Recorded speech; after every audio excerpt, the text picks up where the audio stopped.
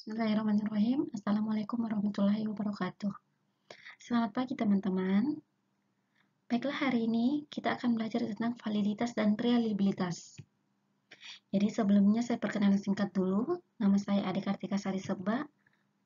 Jadi sekarang saya mengajar di Stika Bina Bangsa Majene. Background saya adalah Public Health jurusan Epidemiologi.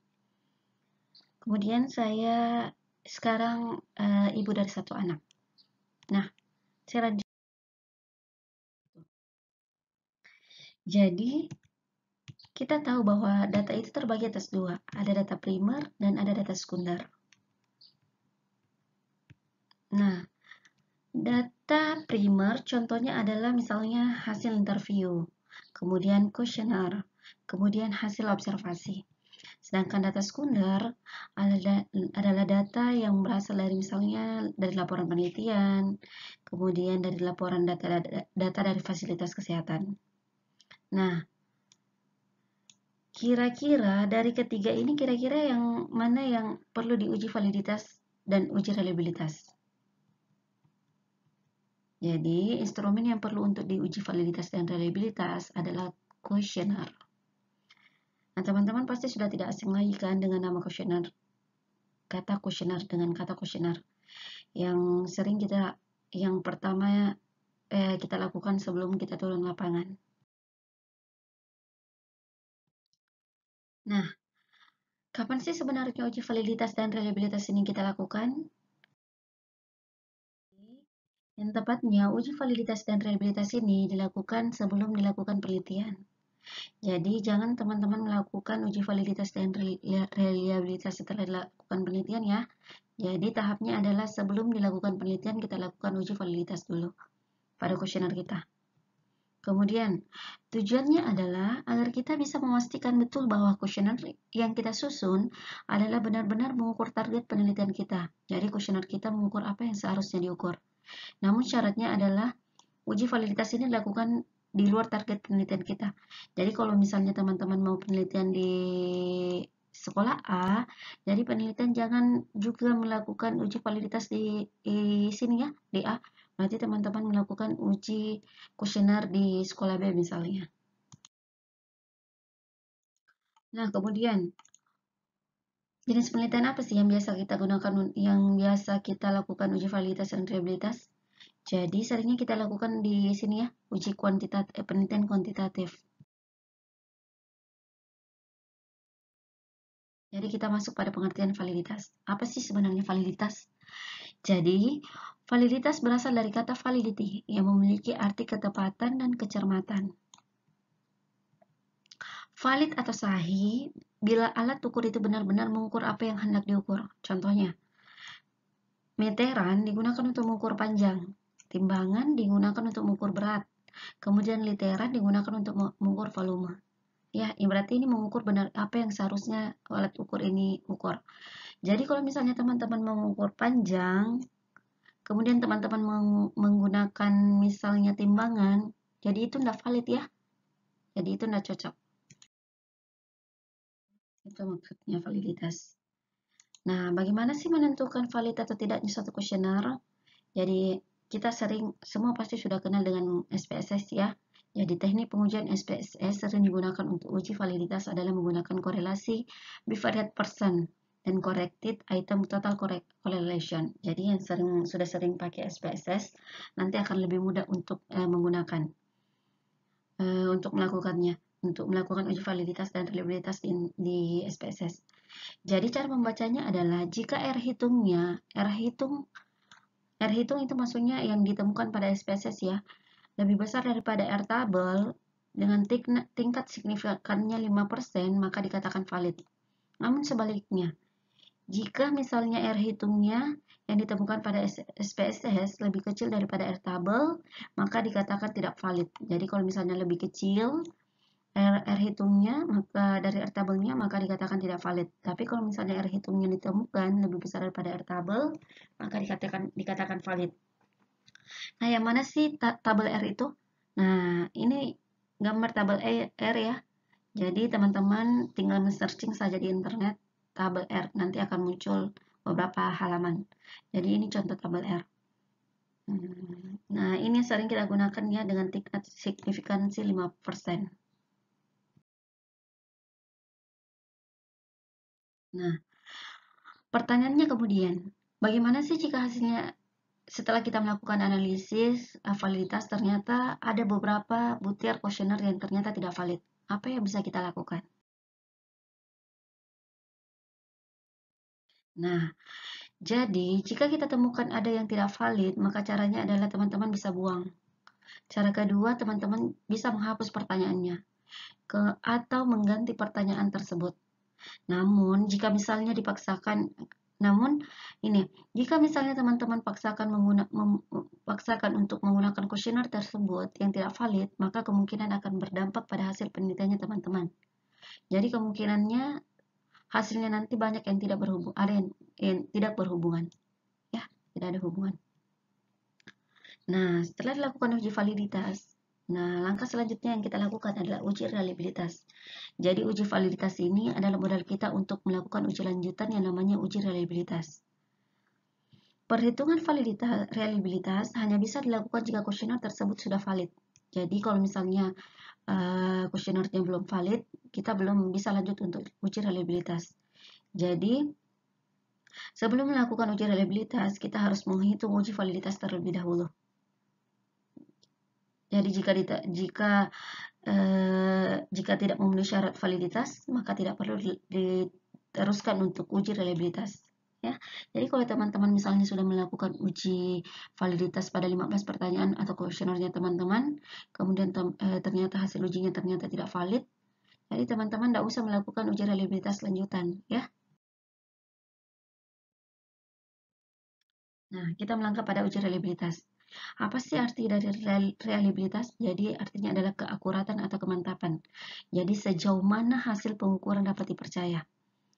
Menunjuk pada sejauh mana suatu hasil pengukuran relatif konsisten apabila pengukuran dilakukan berulang kali. Asalkan aspek yang diukur dalam diri subjek belum berubah. Jadi mengukur apakah kuesioner kita dapat digunakan oleh penelitian lainnya dengan kelompok atau karakteristik yang sama. Jadi reliabilitas ini jika misalnya begini contohnya. Jadi kalau misalnya saya mengukur dengan hasilnya misalnya 9, jadi nanti teman-teman kalau teman-teman yang mengukurnya juga hasilnya akan 9 juga. Jadi itu ya. Jadi konsisten. Nah, reliabilitas. Tinggi rendahnya reliabilitas secara empirik ditunjukkan oleh suatu angka yang disebut dengan nilai koefisien reliabilitas. Nah, dikatakan tinggi jika menunjukkan nilai 1. Namun ini seringnya yang digunakan ya, reliabilitas dianggap sudah cukup atau memuaskan jika lebih besar atau sama dengan 0,7. Jika nilai Cronbach alfanya ya 0,7. Jadi dalam SPSS, uji reliabilitas itu sering memakai alfa Cronbach. Jadi nanti teman-teman lihat nilai alfa Cronbach-nya berapa. Jika misalnya lebih besar atau sama dengan 0,7, berarti itu kuesioner teman-teman sudah reliabilitas. Jadi cara mengukurnya, jadi metode yang digunakan untuk mengukur reliabilitas kuesioner adalah dengan metode Cronbach alpha. Jadi Cronbach alpha adalah jika reliable jika nilai Cronbach alfanya itu lebih besar daripada R tabel. Jadi kalau misalnya Cronbach alfanya lebih kecil daripada R tabel, jadi itu tidak reliable. Tapi kalau misalnya Cronbach alfanya lebih besar daripada R tabel, berarti itu artinya reliable. Artinya bisa digunakan pada penelitian lain dengan karakteristik yang sama. Nah, selanjutnya kita melakukan contoh. Ini saya kasih contoh uji validitas dan reliabilitas dengan menggunakan SPSS. Ini saya ambil dari modul uji validitas dan reliable yang ditulis oleh Dewi pada tahun. Nah, contohnya, langkah pertama apa yang harus kita lakukan? Jadi sebelumnya kita sudah menyiapkan kuesioner ya. Jadi pada contoh ini misalnya kuesioner angket motivasi berprestasi. Jadi kita misalkan N-nya itu ada 32. N ini maksudnya jumlah responden ya. Kemudian misalnya jumlah pertanyaannya 15. Jadi ini hanya 10 yang ter-screenshot. Jadi kita misalkan 15 pertanyaan. Menyiapkan kuesioner, selanjutnya hasil dari uji kita, hasil dari kita turun lapangan, untuk uji coba, kita masukkan kemudian hasilnya pada master table. Jadi kita buat master table dengan pada Excel dan kita input pada Excel tersebut ya. Nah, ini contohnya. Jadi untuk mahasiswa saya di Stikes sudah saya ajarkan bagaimana cara membuat master table pada Microsoft Excel ya. Langkah apa sih yang selanjutnya kita lakukan? Selanjutnya kita buat template-nya. Template kuesioner pada SPSS. Teman-teman. Setelah membuat template-nya, kemudian kita masukkan datanya atau import data ke dalam SPSS. Jadi ini kita bisa lihat, jadi ini datanya semuanya sudah masuk ya. Nah, kemudian selanjutnya kita lakukan analisis. Kita melakukan uji validitas. Yang kita lakukan adalah menu analyze. Jadi kita menu analyze pada SPSS, kemudian kita lakukan correlate, kemudian kita klik before. Setelah itu, kita masukkan semua variabel item pertanyaan ke kotak variabel. Jadi sebelum kita masukkan ke sini, jadi di sini sebelumnya ya, di sini ada 16 variabel. Yang satunya adalah total score. Kemudian kita masukkan ke kotak variabel. Selanjutnya teman-teman jangan lupa untuk mengklik person dan to tell. Jadi, setelah itu kemudian teman-teman klik OK. Setelah itu maka akan muncul output seperti ini. Jadi ini saya screenshot kan ya dari modul Ibu Dewi. Jadi teman-teman lihat ini, jadi pada total score. Nah ini ada percent correlation. Ini yang di warna-warna kuning, di highlight. Itu adalah nilai R hitung SPSS dari semua kuesioner kita, dari butir-butir kuesioner kita. Itulah nanti akan kita bandingkan dengan Airtable. Jadi ini adalah contoh Airtable. Airtable yang sebelumnya saya perlihatkan ya. Jadi teman-teman selanjutnya membuat perbandingan seperti ini, membuat tabel seperti ini. Nomor butir, R hitung, kemudian keterangan ini maksudnya Airtable ya. Kemudian interpretasinya bagaimana, apakah valid atau tidak valid. Nah, contohnya kita lihat. Nomor butir nomor 1. Pertanyaan nomor 1. R hitungnya berapa? Nah, R hitungnya tadi adalah yang kita dapatkan adalah 0,826. Kemudian kita lihat R tabelnya berapa. Jadi kita cara membacanya begini. Jadi tadi respondennya adalah 32 ya. Jadi kita 32, kemudian kita lihat di sini N dikurang 2, berarti cara membacanya kita di sini. Berarti 32 dikurang 2 berarti kita di angka 30. Kemudian dengan tingkat signifikannya adalah 0,05. Jadi ini ya R tabelnya 0,349. Jadi kalau kita bandingkan R hitung dengan R tabel, ternyata R hitungnya lebih besar daripada R tabelnya. Jadi dikatakan valid. Nah, bagaimana dengan pertanyaan nomor 2? Pertanyaan nomor 2 ternyata dia lebih kecil daripada R tabelnya. Jadi dia tidak valid. Nah, begitu seterusnya sampai pertanyaan nomor 15. Nah, ini. Jika R hitungnya lebih besar daripada R tabel, maka instrumen pengujian valid. Nah, begitu sebaliknya.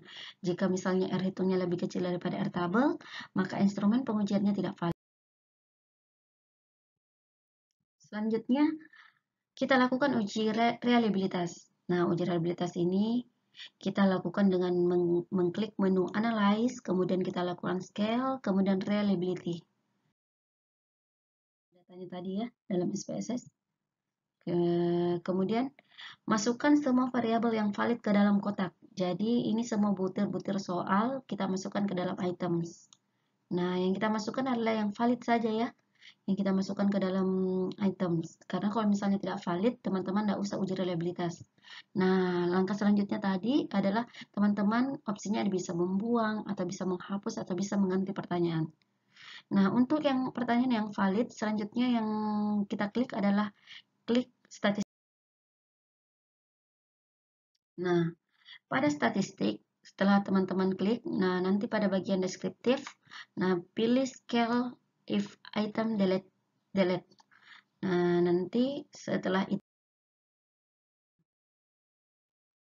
nah nanti akan keluar outputnya akan seperti ini. Nah, ini ada Chrome Batch Alpha 0,741. Nah, kita interpretasinya bagaimana? Jadi, dari hasil analisis didapat nilai alfanya sebesar 0,741 dan R tabel tadi ada 0,349 ya. Jadi artinya bagaimana? Jadi artinya nilai Cronbach alfa lebih besar daripada R tabel. Jadi bisa disimpulkan bahwa instrumen tersebut sudah reliable. Jadi sudah bisa digunakan. Ya. Nah, itulah tadi materi saya pada hari ini. Lebih dan kurangnya mohon dimaafkan. Billahi taufiq wal hidayah. Wassalamualaikum warahmatullahi wabarakatuh.